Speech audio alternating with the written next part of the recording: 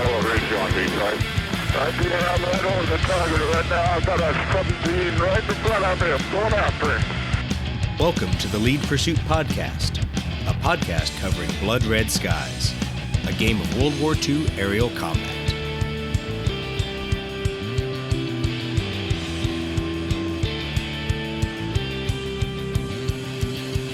Tonight, we've got Dave Baranek, call sign Bio, on the program to talk about air combat maneuvering. Dave, how are you doing tonight? Eddie, I'm doing good. It sounds like we're going to go back to the days when we both had 100% SA. Exactly. When my debriefs were correct because I was giving them. So, yes. You know, there's no arguing. Well, the good news is we also have Brett on. Brett, it's good to have you on to talk a little bit of air combat stuff tonight. Hey, guys. Well, Dave, it's good to have you on, and I will try to refer to you as Bio throughout the evening. It's sometimes hard for me to go back to my old aviation habits. Now that they've been beat out of me by the nice cultured world that says people should have proper first names. No, Bio works for me. Well, good. Well, Bio, tell us a little bit about your career in the F-14, because a lot of people, they kind of show up and they assume that everybody goes and does the same thing, and they go fly a little bit. Everybody gets to go be an instructor and gets to go do cool things and wear cool weapon school patches. But how'd you end up being a Top Gun instructor? Well, that was, first off, it was my dream from the time I was around 10, 11 years old to fly Navy jet fighters. I wanted to fly the incredible F-8 Crusader. You are dating yourself there. Yep. Oh, this was in, 1971, 72. But it turns out not only was my age against me, but my eyesight went bad. So I was going to be a Rio. I had to. That was my only choice. And so when I got to Pensacola, that was my goal, to be an F-14 Rio. I made it. I was not the top of my class, but I was about the 1/3 from the top. And my timing was good, so I went to F-14, the RAG at Miramar. In my first squadron, I did pretty well. But, there were a lot of talented Rios back then. And in your community, Eddie, the talented Wizzos, and Brett, I know you guys, there's guys that are near the top in almost everything. And then there's other guys that are just, getting by. Although, I don't know if Rangers have many guys near the bottom. I don't think there are many in Brett's field like that. I found myself in my first F-14 squadron. There were a lot of very talented Rios, and the biggest key to becoming a Top Gun instructor is to go through the Top Gun school as a student. So I went through as a student when I was a junior officer, and I was fortunate. I was Rio. I was crewed with a very talented and a competitive pilot, and our wingmen were also good. And so I did well when I went through the class. My pilot did well, and we actually were both invited to be back as Top Gun instructors. And so here I am 5 years after graduated from college, just to give people an idea of when these things happen. In August of 1984, I find myself as a brand new Top Gun instructor. And Eddie, I got to tell you, the drinking from the fire hose doesn't even begin to talk about what you experience as a new Top Gun instructor. I mean, Exactly. You are thrown in the deep end. But the other thing is, and I was not this philosophical at the time, but I'm thinking back, and the other instructors did everything they could do to help you succeed. Now, they insisted that you meet the standards, but they did everything they could do to help you meet them. Oh, absolutely. I think one of the funniest things to me to this day is going through that first series of murder boards. And if people don't know what a murder board is, it is a practice lecture where you are literally murdered by your peers afterward in their debriefs. And it was so funny to, as a subject matter expert, understand the material and still get skewered for adopting the previous briefers' points, mannerisms, things that I had taken directly out of watching them give that lecture. And I'm like, I'm just trying to give the best subject matter expert lecture I can. But they're trying to make you better. Yeah, that's funny. My first lecture that I gave at Top Gun was for the Fleet Air Superiority Training, the FAST course. Right. So it was where F-14s and E-2s are out defending the carrier strike group from a Soviet bomber raid. And this was the first lecture I was assigned at Top Gun, and it was an information lecture. Mine was an information lecture. I just talked about Soviet bombers. I was taking over from an instructor who did a nice job with it. And so I did what you did. I adopted his information and everything. And I got a thumbs up. I mean, I basically got a thumbs up. But my second lecture was the F-14 Tactical Intercepts lecture. And when I was assigned that lecture, they said, you need to do this from scratch. Do not do what the previous instructor did. So that's there not was fair. That's horrible.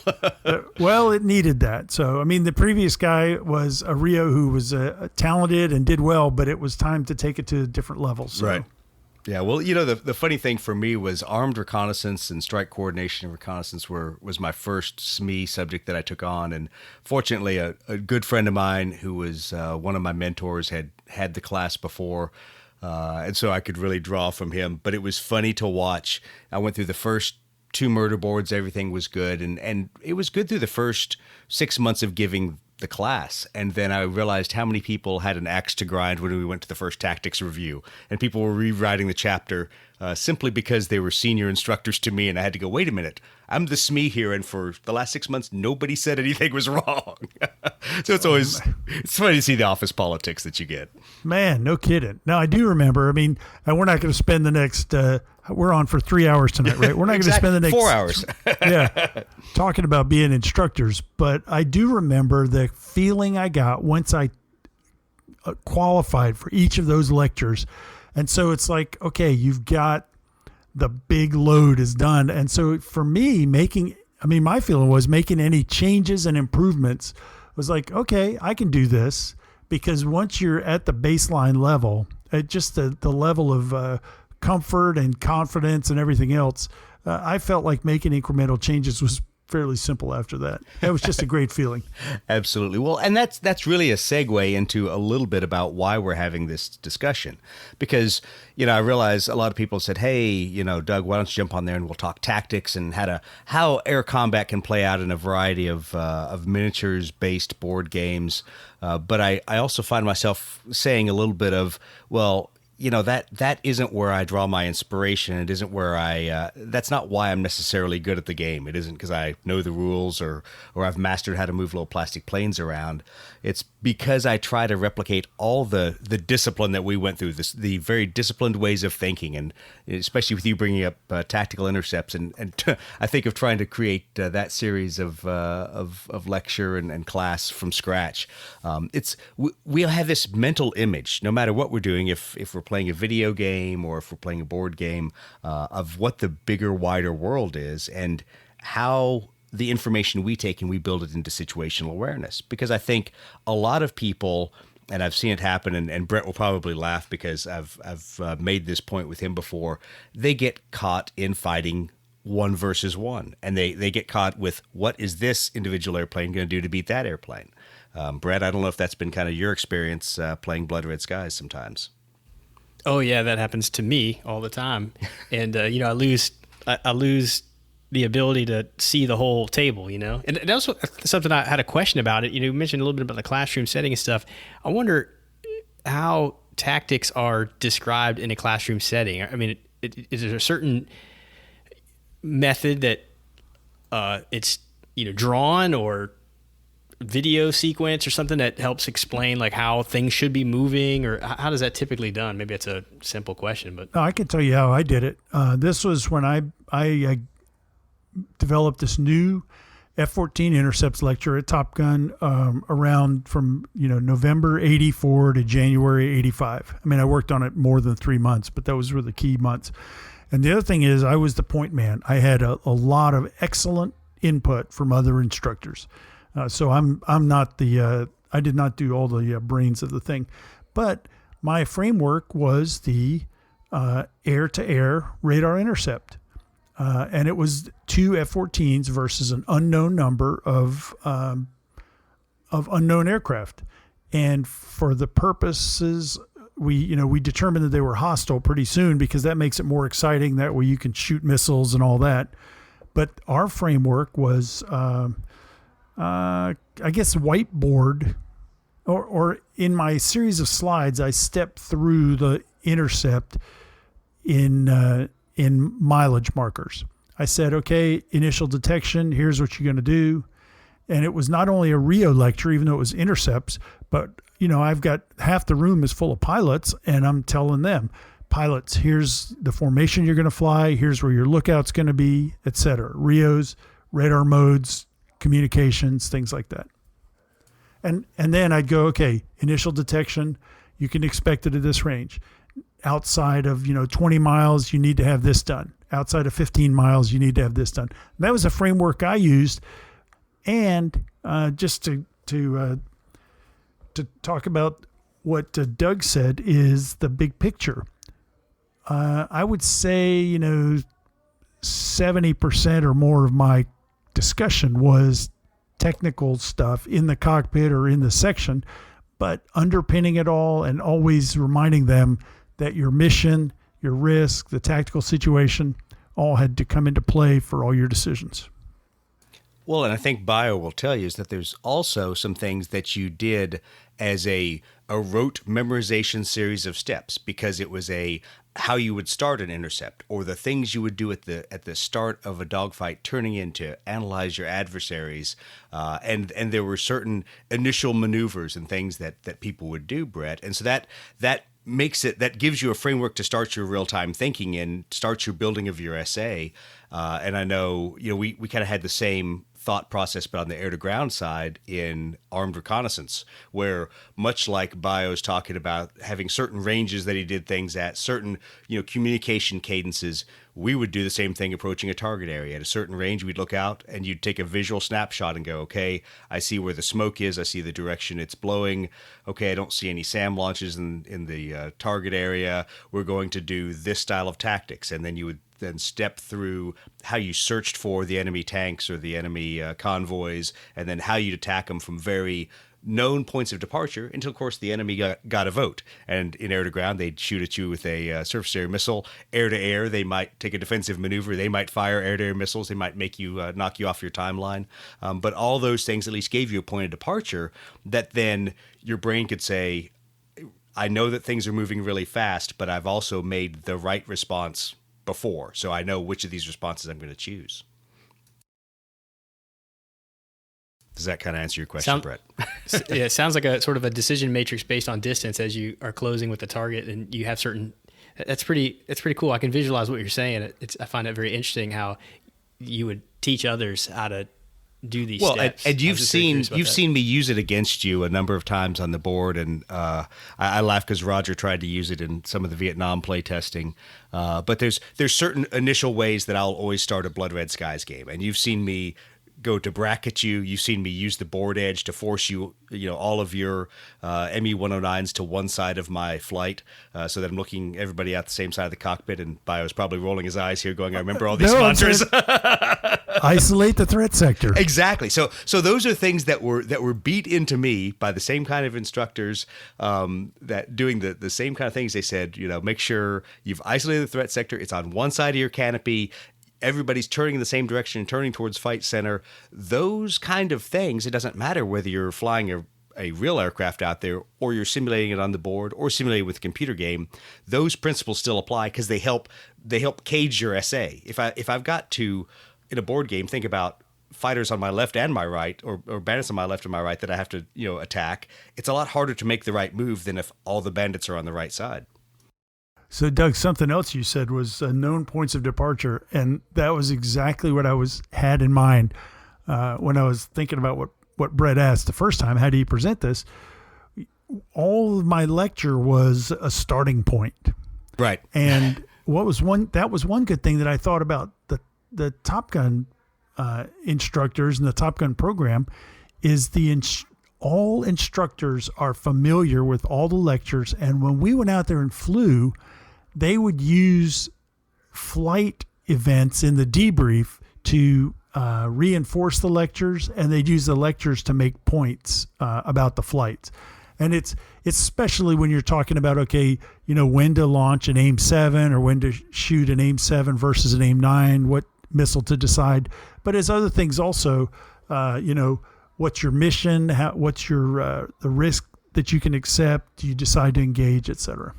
Yeah, absolutely. And that your decision matrix of things that are going to drive you to certain actions sometimes is, at least my perspective as former air crew, gets really frustrating in some of these games, because Brett and I have talked about it. Sometimes these games will be everybody rolls around in a dogfight till all the airplanes are shot down, and I think that's one of the good things that Blood Red Skies as a game simulates a little bit differently, is it kind of has the morale factor. And you take enough gunshots on a squadron of fighters and they go, okay, that's enough, I think it's time to bug out. No one's been shot down, but we've been pushed around a little bit. So we used to have, flights like that were a lot of fun. But yeah, as long as you're the one doing the pushing, not being the pushy. Yeah.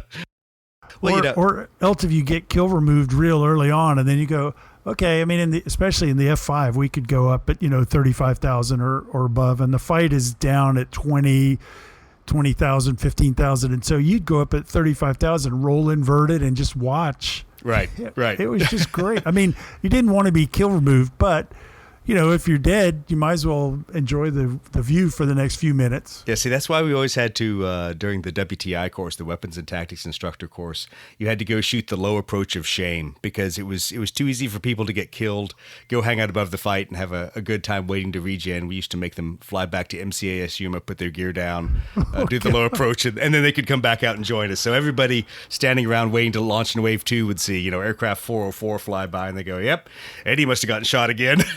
So. Oh, that's good. That's good. See, we used to just recycle. I think we would. I'm tapping my pen on my desk right now. Maybe you can hear that, but I think we would fly back to a point, but we didn't go do the low approach back at Yuma. Gosh, yeah, the fight would be over by the time you came back out. And that was the nice thing, is we had on the Blue Air side, we had enough fighters that we were rotating through there that it was in a sense a meat grinder. But the poor guys that did get killed, it was they were out of the fight for quite a while, and especially by the time guys have gotten stacked up, and so there's guys coming off the tanker eager to get in the fight, and you're the poor guy coming back from kill removing, and no one wants to put you back in the fight.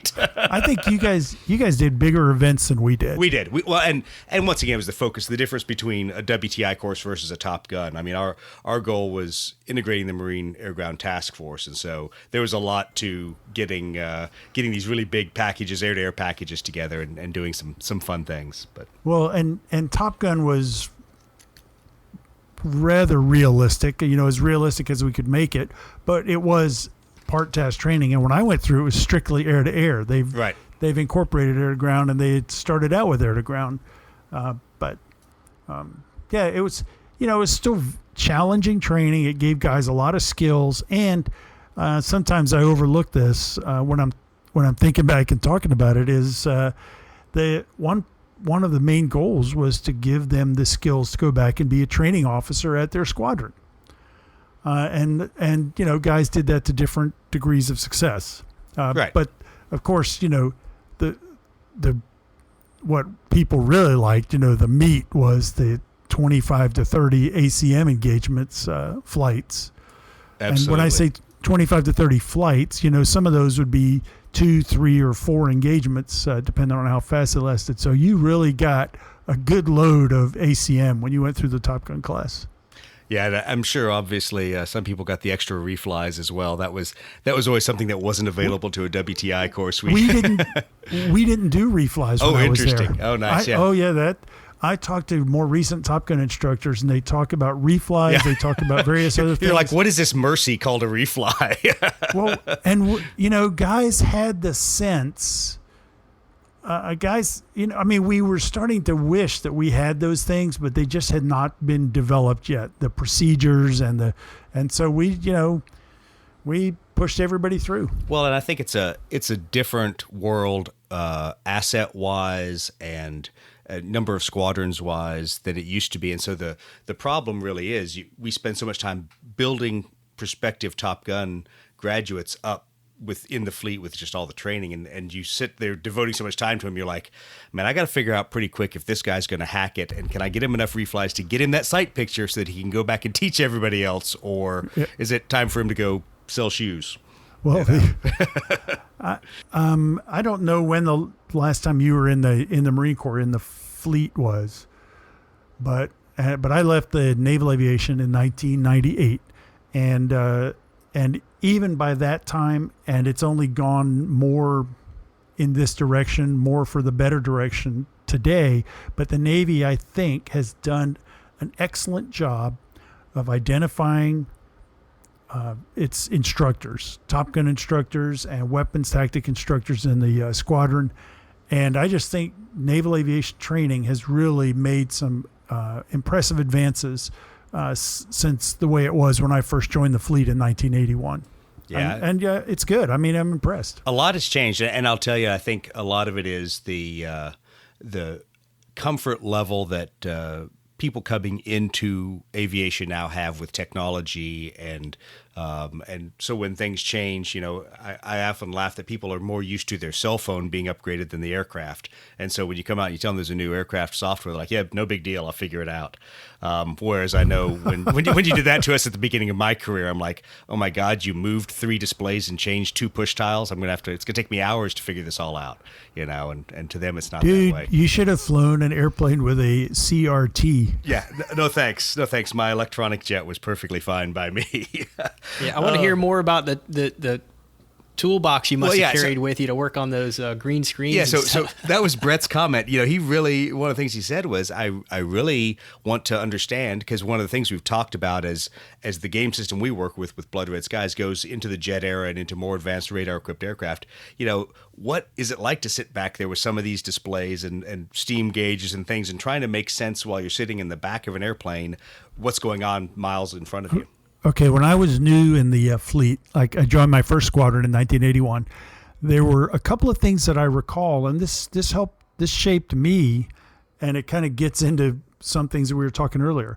A couple of things I recall is that the guys that seemed to be the most respected were the guys that could fix the AUG-9 when they're airborne, and the guys that could tune the dials in the back to get a good radar picture in pulse search over land. Oh, God, pulse search. Oh, yeah. That makes my head hurt. Yeah, because and if people don't know what that is, it's just raw radar. So the main thing that you see is mountains, and to pick out a couple of A4s and F5s in the mountainous terrain. I mean, if they're above you, it's no problem, but if they're level or down, it's a challenge. And so those two things, and it was very much of a technician. The technicians seemed to be the most respected or the most awed. And so that I carried that with me as a new Rio, and when I got to Top Gun, I was forced to think about what we talked earlier. What's your mission? What's the bigger picture? And I got but this was when I'm a Top Gun instructor. So I got some good guidance, you need to get the new, you need to take your class to talk about this. What's the big picture? What are the external forces? And hopefully I developed, I got that a little bit better when I went back to the fleet. And then when I was a Top Gun instructor, I saw some Rios come through as students, and I was just going like, man, these guys have the picture. This guy's great. And I'm going, well, I'm glad I'm already here because... Yeah, well, the funny thing is how aircraft have evolved over time, and crew duties in those have evolved, and we've alluded to it in a couple of the expansions to the game, that rather than in the World War II era where you have a pilot and a tail gunner who's really out there just trying to make sure you stay alive, you start going into the true single-seat radar fighters in the late 50s, early 60s. Then you go to dedicated radar crewmen. Then all of a sudden it isn't, well, he's really not just here to run the radar. He's here to make the airplane more effective. And some of those lessons learned where it wasn't necessarily just putting a expert radio or radar operator back there and a guy who might talk on the radio, but it was somebody that could actually feed the right amount of information to the pilot, keep lookout for threats when the pilot got overtasked, and build that situational awareness, which is kind of what I want to drive towards a little bit here, is that discussion of what did you do as a Rio when you came to a multi-plane engagement, when 2 F-14s passed with 2 F-5 aggressors. What did you do in that kind of a situation? The easiest thing to say is what you don't do, and that is watch the guy that is in front of your plane that your pilot is attacking. Oh, but it's so cool to watch that guy because you're like that high-speed cheerleader in the back. Yeah, which is not at all what you're supposed to do. Yeah. So what I did was when we were in a multi-plane engagement, and I'm thinking back how confusing it was the first few times I did this, and then after a little bit of experience, how comfortable you get keeping track of a wingman and 3 or 5 enemy out there.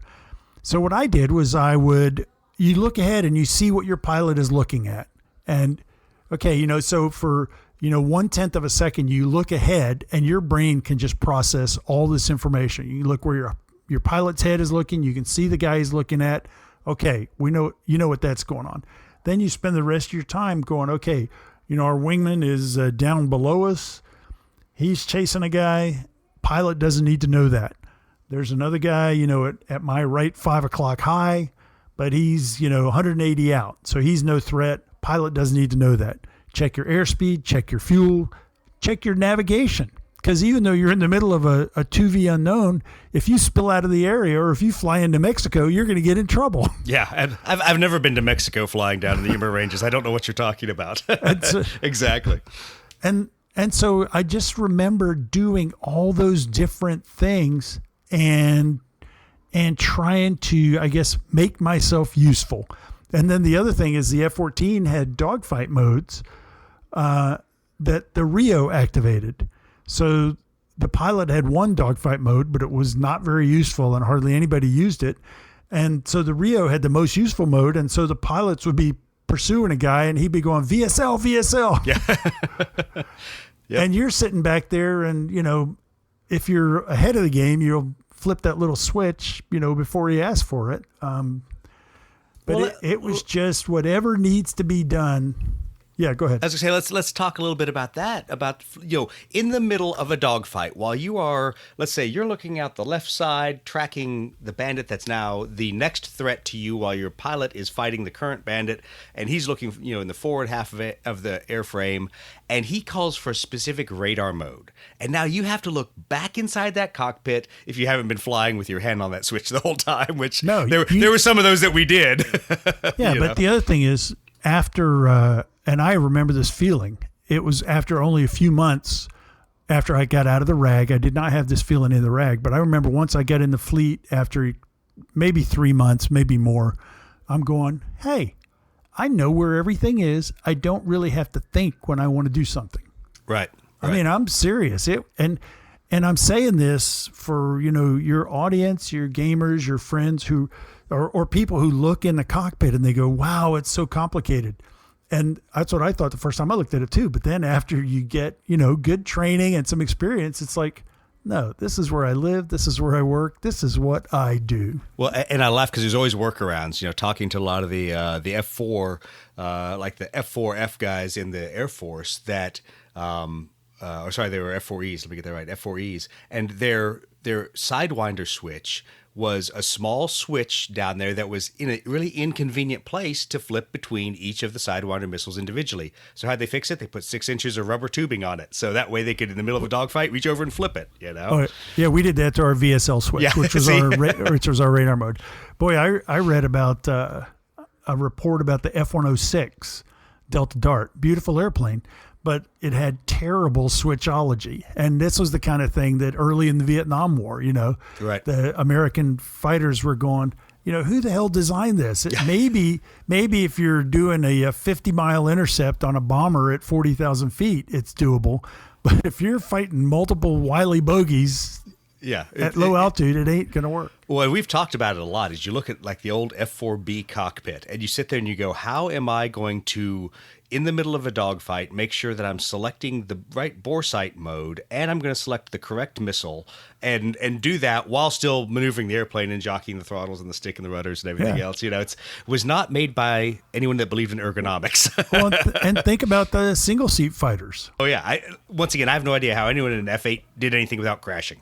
Because it's amazing to me, what all they had to deal with. So that's one of the things that I always try to bring up to a lot of people playing the game. When you see more advanced aircraft, you have crew members that are really feeding information rather than being a small element as just a gunner or something like that. Well, something else that helped me was when I went through Top Gun as a student, my pilot and I said, look, we will be very candid in our criticism of each other. And if you get criticized, don't be defensive. Don't make that your first response. Listen. And so it helped me to realize, okay, what do I need to do to make this plane more lethal? Right. Not, hey, I was doing this, I was thinking that. No, and it just helped me become more professional.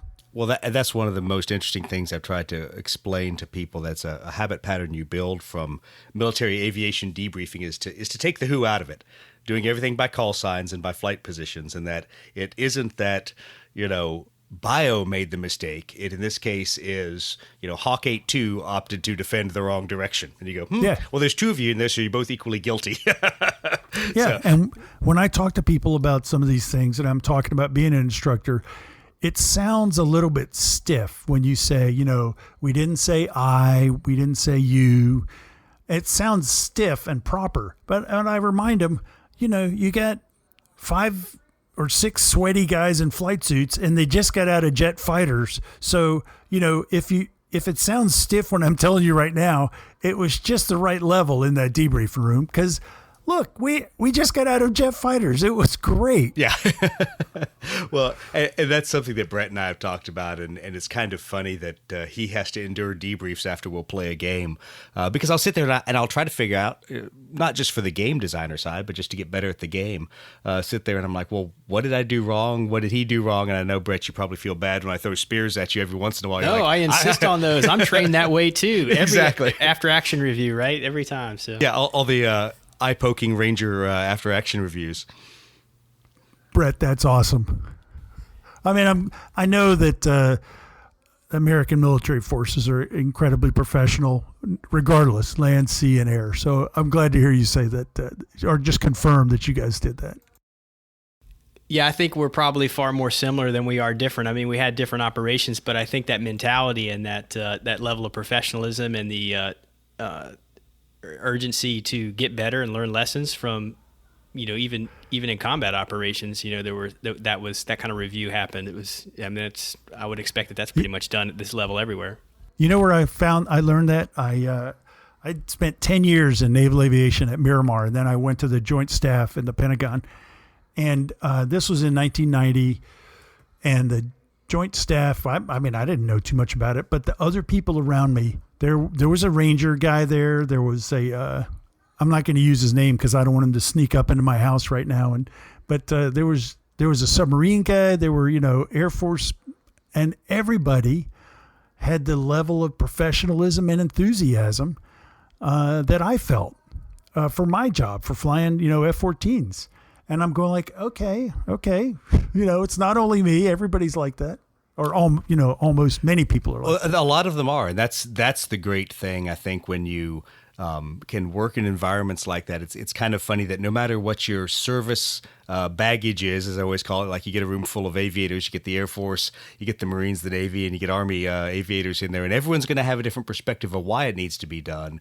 But people are generally, to an individual, such great professionals that you can sit there and have knockdown, drag-out fights about things. And I'm sure it's kind of funny for some of the listeners who haven't been in the military to understand this, that there were times we would go to close air support doctrine meetings and we would be yelling at each other across the room, and then we'd go drink beer right afterwards and have a great time standing around the O Club telling lies about what we really did. Yeah. Yep. That was a great environment. I keep bugging Doug to do a terrain walk with me over a game. That's what we call it in the Army. I think some folks might call it like a staff ride or whatever, where, basically play each segment of the battle, but then stop and then, reset and call out mistakes. And why'd you do that? I learned that way, I think. And I have a lot to learn still, even in this game. So I notice when I play with Doug, he has a really good sense of where things are going to be many steps ahead and where they're going. And I don't have that yet, but I think I could learn that if I had not just a few more reps in the game, which I'm getting, but maybe some opportunities to do some stepwise critique like that. I think that would be a great idea. Yeah, it's Doug, one of the sorry to sign you up for that, Doug. Yeah, thanks for volunteering me for that. What's Navy stand for? Never again volunteer yourself. Yep. Later in my career, when I was a more senior guy and I was practicing to be a air wing strike leader, which was very demanding when I did it in 1996 and 97. And I see these lieutenants that have come up in the Tomcat and the Hornet, and they are they're just like fish in water. And I'd been out of the cockpit for a few years, so I'm trying to pick up a lot of stuff. It was hard for me, but we went and flew a mission, and it didn't go very well. And we came back, and I'm going, I'd like to fly that again one more time. And whoever I was talking to, the strike leader trainer, goes, "What are you talking about? You don't know. That's it. You do it once and we move on to something else." I go, "Man, I'd like to do one right, So. Oh yeah, I think that summarizes most of my naval aviation career. Of can I please have a do-over for those Kosovo combat missions? Yeah. I might have actually set the laser codes correctly. It's an interesting thing about aviation and professional military things, and I think it's bled over into how Brett and I and Chris, all being former military guys, have really looked at this game of pushing little plastic airplanes around, but it's a desire to figure it out and sit there and go, I'm going to practice it enough until I get good at this, and I'm tired of sucking at it, so I'm going to keep beating my head against the wall. But there's something to be said for everyone who's out there that they either are having a hard time grasping particulars of a specific movement rule or how an airplane maneuvers, or how do I simulate a low yo-yo or a high yo-yo, any one of these maneuvers, and why would I want to do that? Why don't I just fly at the enemy guns blazing? One of the things that Brett and I have realized is if you practice it out, if you do that staff ride in a sense and move the models and go, that got me to a really disadvantaged position, I don't want to do that again, go back, restart it, and go, okay, now I understand why I move more or less, speed up, slow down, things like that. Well, once you start to get once you start to see a low yo-yo, high yo-yo, displacement roll, all these various things, and you just start to instinctively see them, then you're in for fun, because it's like, now you're speaking the language. Well, so that takes me right into that whole piece about seeing a few moves ahead. And I had some great instructors that were former Top Gun instructors that were the kind of guys that would debrief you in the middle of a dogfight on what you were going to do next before you even knew that you were going to maneuver in that direction. But there's an element to having seen things and to be so comfortable with it that you know how to, your situational awareness tells you what the next right response is. So let's talk a little bit about that, where there were times that you and your pilot were so aligned, you could easily figure out, I know what his response is going to be in this multiplane environment. I can either keep my mouth shut or I'm going to say something. Well, one of the worst times I did it was, one of the worst times that happened to me was when I was in I think it was an 8 versus unknown, or at least a 4 versus unknown on the UMATAX range. And so every plane has a pod, and you can see exactly how far apart they are, foot to foot, or down to 1 foot accuracy. And I'm watching my pilot, and I can see that he's pursuing, and I'm in the back seat of an F-5F. And I can see he's pursuing a guy who's at 11 o'clock, slightly high. And I look over to the right, and there's a Hornet right next to us. And I don't think he saw us because he was in a left turn. And he was coming right over the top of us. And I just knew my pilot was going to climb to pursue the guy he was after. And I just got the words out, don't climb, but it didn't matter. He had already pulled. The Hornet went over the top of us. And so when we went to the debrief, I sat myself at the console, and you could select 2 airplanes and show the relative separation. And I remember the moment that happened, I had my plane and that Hornet, and we missed each other by, I think it was 60 feet. Yeah. That's where our pods were. And I don't remember which, they could have been on opposite wings or something. Yeah, absolutely. Yeah. And so, but another time I was flying with a pilot. This was in an F-14, and we ended up being in a 1V5, and it was one of my most memorable flights of my entire career. And we were very well in tuned, and I was on my game, and he was chasing it. He would chase one guy at a time, call the shot, pick another guy, and I'm watching these F-4s. We were fighting 5 F-4s, and I'm watching the F-4s, start to become a threat. I tell them, 90 degrees to go or whatever, and then I say, come hard right now. So he'd come off, neutralize that threat, and get back to pursue his guy. And I just felt like that one particular engagement, we worked really well together. Yeah, when you have that kind of multi-bogey engagement with a pilot and you're synced up like that, it's pretty impressive. I was fortunate enough to do some air combat tactics instructor quals when I was a weapons school instructor with some amazing pilots on the West Coast. And there were a couple guys that I synced up that well with. And, I was really surprised because we used to fly mixed instructor-student crews a lot of times during those certs. And so it was nice to go out there with a highly qualified young pilot and sync up that fast and do that in a multi-bogey environment. He would come off from fighting the guy he'd just shot. You would say, threat lift vector 90. He would turn, hard left into that guy, shoot him, and you'd go on to fighting the next guys. And the language, I was telling a guy a little earlier today, some of the language, like you just said, threat lift vector 90. It may sound awkward to somebody who's listening, but when you live in that environment, that's the language you speak, and your brain, it just goes right into your brain, and you just react, and it's great to operate at that level in that environment. If that's what you've sought, that's what I sought in my life, and to be at that level, I was just going like, this is awesome. Well, one of the interesting things, and Brett and I have talked about it because every service has this in various different disciplines, but voice inflection always means something.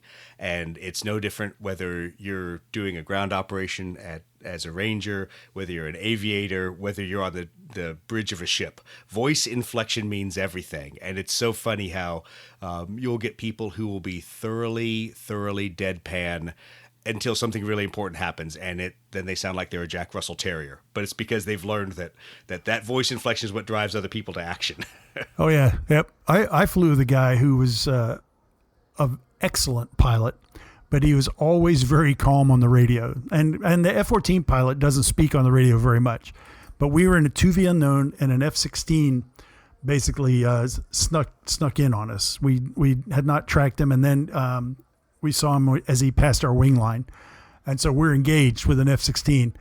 And he just comes up on the radio, Lumpy's engaged, F-16. Yeah, like, no big deal. By the way, there's an F-16 in the middle of everything. And we're like, 6.5 Gs, which was our G limit at the time, and man. Well, that's... And then he fought it to a neutral engagement. Then our women came in and shot it. Nice. Well, I was about to say, and that's always the funny thing that guys don't talk about is sometimes the purpose of you being out there is to die in as loud and a glorious military manner so everybody else knows where the bandit is. So even if you get called out, they now know where the bad guys are. Oh, I flew the guy who did that too. He was a Phantom. This was when he was in Phantoms, and he said it was when the Hornet was brand new, and a bunch of Phantoms were fighting a bunch of Hornets, and everybody was being real cagey. Nobody wanted to engage because the Hornets didn't want to risk being shot by the Phantoms. No one wants to get beat by a Phantom. Come on. Yeah, and then the Phantom guys didn't want to give the Hornets anything. So this guy goes, okay, this is boring. So he flew to the middle of it, lit his burners, and just pulled up into the vertical. Nice. And he said all of a sudden he was the Hornet. He just, like you said, he just got schwacked. Yeah, but everybody rolled in on him at that point. Yeah, but then all the Hornets, they unmasked themselves, and then all the Phantoms all go, okay, ha. Yeah. So it worked. Yeah, we used to have very similar things with the F-5s that in WTI, one of the interesting things, as you do a large number of these large air-to-air events, and it kind of reflects about how some of the Blood Red Skies games go, there's always a little bit of maneuver, counter-maneuver. Nobody wants to really anchor down into that engagement. And then finally somebody says, screw it, I don't care. I'm going to tie down these two F-5s that are trying to run away, because at least if I do that, it will start the feeding frenzy, and then everybody else will be in the fight. And so that guy usually gets called out because he usually gets drugged back into the ambush with another 2 or 3 F-5s. But it at least, like you said, unmasks everybody to get engaged. Man, Those were great days. Yeah. Usually it was me that was the idiot that was chasing them down at low altitude somewhere south of Border Road, which, if people haven't flown there, is south of the Mexican border. So if you're south of Border Road, you're definitely in Mexico at that point, chasing an F-5. But that's all right. As long as they don't catch you. Yeah, exactly. Well, and one of the things that I've taken most into looking at Blood Red Skies and some of these other air combat games is kind of one of the understandings of battle space awareness, and that, people always think about dogfights and you're just out there, you're fighting this other airplane, but like you alluded to a lot of times, there's so much a requirement of, I don't want to go over there because I'm having a dogfight with a Messerschmitt right now, but there's flak over there and I don't want to get shot at.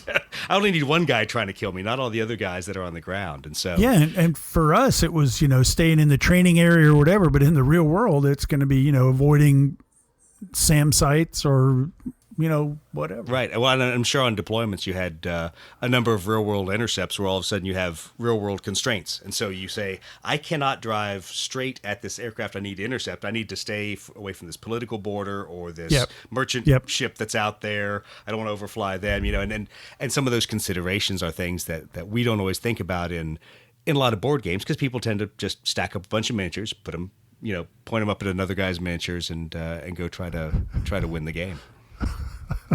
Which, that's one way to do it. Yeah. Well, it's all the things that Brett laughs at me for trying to make somewhat more realistic scenarios, because there's always things that we've added in, and instead of just going out there and seeing who's got the best 6 Spitfires and who can beat up the Messerschmitts, but it's one of those things. Well, cool.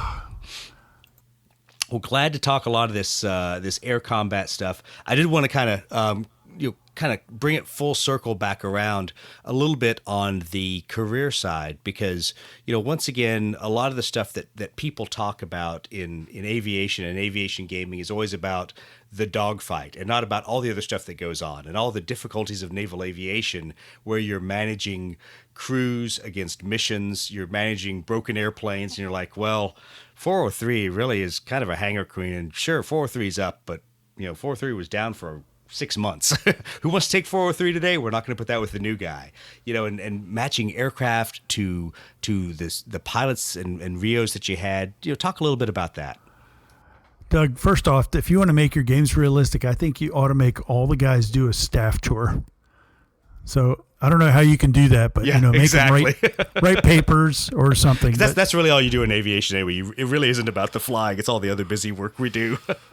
No, later in my career, I was the XO and CO of an F-14 squadron. And in Navy squadrons, the XO fleets up to be the CO, the executive officer, and then you become the commanding officer, CO. And it is, it's cool, like, I guess like several other things I've said tonight. Once you're in that position and you're doing that, you start to get a sense of who you want to fly together, which pilots and Rios. And it just becomes, like, I don't know, a natural thing. I guess humans naturally do that. They start organizing and evaluating and judging. And you say, okay, this plane's been a problem. Give it to so-and-so and let this person take the good airplane because it's got fewer problems and they can't handle problems or whatever. And then, I don't want anybody to think that we accepted unqualified or incapable pilots and Rios, because we did have standards, and if someone was having trouble making a standard, then we'd work with them and help them get up to speed. But still, even within a very capable group, you do have, as you said, you got people that are better and have more experience or different skills to solve problems. It's just managing a fighter squadron and managing people, and then trying to be a warfare specialist and everything. It is, it's kind of challenging, but also I look at my buddies who stayed in and went on and became, captains and admirals and stuff. And they handled it very well. For me, it was a full-time job. I enjoyed it. I was very honored. But some guys just seem like just glide through it, Yeah, I know I barely survived my short stint as an XO, so I thankfully was never a squadron commander. I can only imagine how horrible Marine aviation would be today if they'd given me command of a squadron. The horrible habit patterns that would have been induced into the Marine F-18 community. But you know, Do you Brett, think they would start lectures with your picture? They go, I can only imagine what horrible things would happen now. I laugh because there's so many of the guys that were my peers, or even some of them that were my proteges, and we've been talking recently about some things, and I just laugh and I go, guys, I couldn't have done it. I'm glad you all did. I couldn't have put up with some of how any system is. It doesn't matter whether you're in business, the military, industry. There's always a sense of paying your dues, and you have to do some things that are sometimes no fun to progress on to the next job. And I certainly was not in the Marine Corps for that.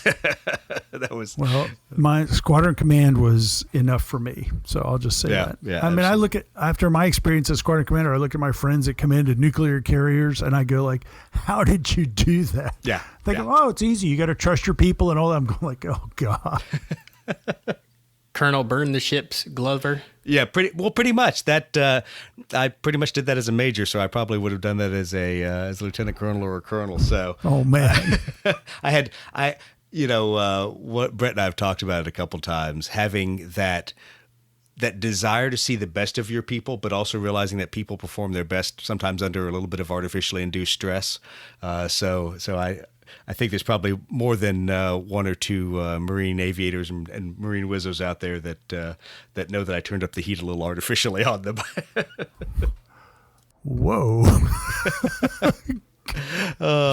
Brett, did you have any last minute questions before we wrap things up tonight? No, I just appreciate getting to listen in on the conversation and, trying to translate this notion of situational awareness into the tabletop too. I think a lot of it, can actually translate, and some of the things you talked about, it's super interesting, of course, talking about actual, engagements and stuff with the F-14, and then trying to tie some of the maybe conceptual things back to how we might better play too. I like it. Absolutely. Thanks, Brett. Hey, Doug, one thing I wanted to say is a lot of guys, when I talk to them about F-14s, they want to hear about the Phoenix. The mighty Phoenix. And the interesting thing was, and you notice I haven't talked about it at all tonight. Thank you. We reserved the Phoenix for defending the carrier strike group until around 1987, 88. And by that time, we were facing AA-10s, and the Navy planners and leaders were going, we need to use the Phoenix in a tactical environment. Right. And so we would train to carry one or two. I mean, we didn't carry six and didn't even carry four, but we trained to carry one or two Phoenix in a tactical environment, and we even trained with them in our ACM training programs. And it was, and by this time also we had the AIM-54 Charlie, so it was a capable missile. It had some weaknesses, but it also had a 130-pound warhead. Right. That makes up for some weaknesses. I was about to say that solves a lot of problems there with the large blast radius. So that's the Phoenix was, and then after that, the F-14 went on for another 18 to 20 years until 2006, and the Phoenix was an integral part, especially after the Soviet Union collapsed, and there was a reduced threat, not eliminated, but a reduced threat of a regimental bomber raid. Oh yeah. So we did use the Phoenix. It came on late in the tactical environment. Well, I think one of the toughest things for us as aviators, especially when you hop into either a video game or a board game that someone has made about aviation, is to take your knowledge of weapon systems and have to shelve it a little bit and say, I know how we used things and I know what we thought of these weapon systems. This is kind of an outsider's perspective. And so I know for me, I've had to push the I believe button a few times and gone, okay, I know that's how you think the F-18 radar works, and I know that's what you think the AIM-120 does. It's not a laser beam. It's not a wonder weapon. That's good. Good for you for doing that, for being in this environment, and contributing what you do contribute to to make it accessible to so many more people. Absolutely. So, and thanks for having me on tonight. I've enjoyed talking to you, and I've enjoyed telling some stories. And if you guys come up with more questions, you can send them to me or bring me back in a few months, whatever. Absolutely. Always glad to talk tactics, and thanks for taking the time to talk with us, Bio. We really appreciate it. It's always good to talk. I mean, even with an F-14 guy, I will lower myself to talk to a Tomcat guy. Thank you so much. No, it's always that rivalry. It's kind of funny every time we bring up other platforms. So thanks for taking the time to talk to the Lead Pursuit podcast. We really appreciate it. If you want to learn more about Bio's experiences as a Top Gun instructor in F-14 Rio, or even about the road to becoming a Top Gun instructor, check out his books at www.topgunbio.com, or head over to Amazon and search for Topgun Days, his book about flying, teaching, and participating in the Hollywood blockbuster movie Top Gun.